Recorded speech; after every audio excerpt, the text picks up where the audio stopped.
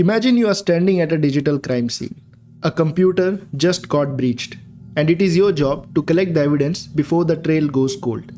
Your first instinct might be to pull a USB drive out of your pocket, open Windows Explorer, and just copy-paste the suspicious folders. But if you do that, you just compromise the entire investigation. Why? Because copy-pasting is a logical copy. It only grabs the files that are active and visible to the operating system. If you do that, you will miss the deleted files, the hidden data streams, and the empty unallocated space where advanced malware actually hides. Hence comes the concept of forensic image. It is flawless, bit-for-bit mathematical clone of the entire physical drive.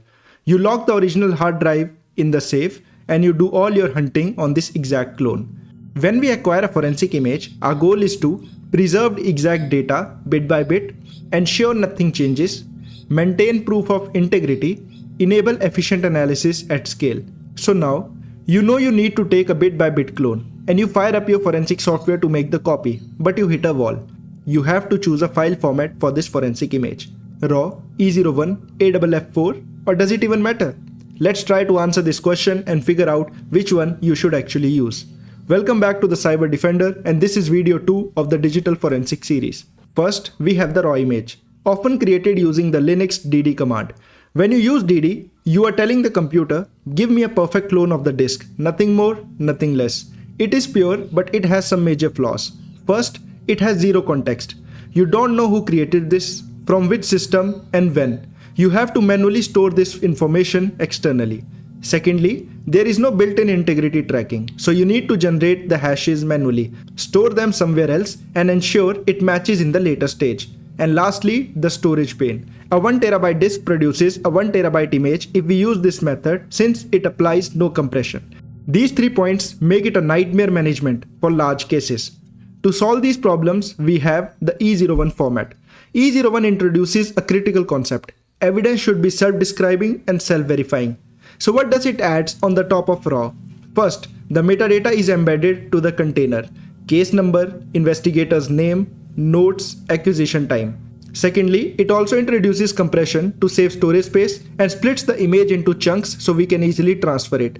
But the real magic of E01 is how it handles integrity. If you have a 1TB raw image file and a single bit flips due to some reason, your entire SHA-256 hash breaks. The whole image becomes legally questionable.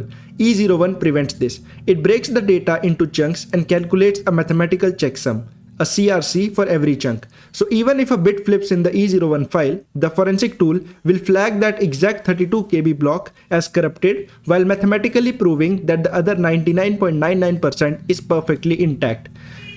So if E01 is so great, why did we create AFF4? 2 words, NVMe SSDs. E01 compression is single-threaded. It only uses one CPU core.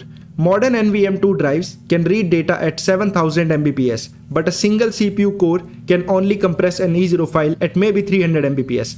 E01 literally bottlenecks modern investigations. AFF4 is an open standard format designed for scalability. It natively supports multi-threading, meaning it will use all 16 cores of your forensic laptop to compress data at amazingly fast speeds. Also, standard E01 and RAW files are unencrypted. So if you lose them, anyone can read the data.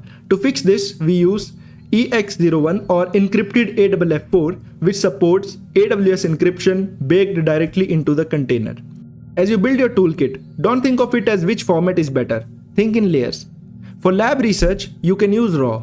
For standard enterprise and legal investigation, E01 is undisputed. And for massive NVMe drives or cloud environments, look towards AFF4. But remember the golden rule. Integrity is greater than the format. If you cannot reproduce your steps and prove the data wasn't tampered with, the format doesn't matter. Like, share and subscribe to join the journey, and I'll see you in the next one. Keep defending.